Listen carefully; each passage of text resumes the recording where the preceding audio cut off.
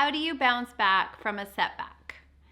Have you had a disappointment, a failure, something happened in your life and it really felt and is feeling like it has set you back and you're not sure if you can go forward? How do you recover? How do you really move past this setback? First of all, to know that you are not alone.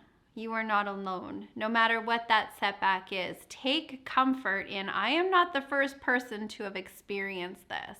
And I know for me, if I can say, okay, other people have navigated this, other people have got over this, have moved beyond this, and aren't just surviving, but they're thriving. So if they can do it, so can I.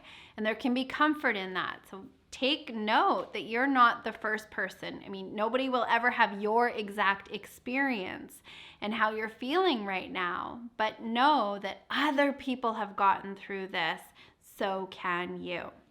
One of the most difficult things, I believe, and most important things is to practice this little thing called self-compassion right now.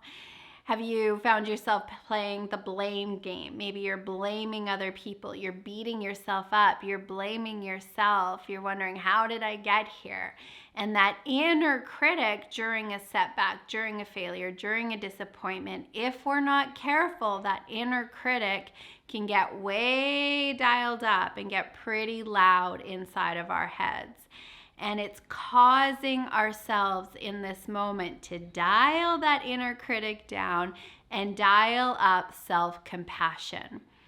How would you speak to a best friend that was navigating this right now? How would you speak to a child or somebody else you love? What would you tell them? And to take that and turn it inwards and really practice gentleness, self-compassion, self-love as you're navigating this. Inside of this setback, you have an important choice to make here. This will either define you and you will hang on to this setback and allow it to inform your decisions. Maybe you're, okay, I'm just gonna play it safe. I'm not gonna put myself out there. I'm going to really seclude myself, and you've got this like energy of this is now defining me and I don't want to experience this pain again, so I'm going to play it safe. That's absolutely a choice you can make.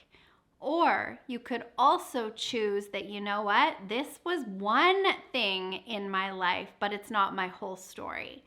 And I'm going to choose to take this setback, this failure, this disappointment, and grow from it, learn from it, make me stronger, and improve myself, and really take this as an opportunity to launch yourself forward into the next thing.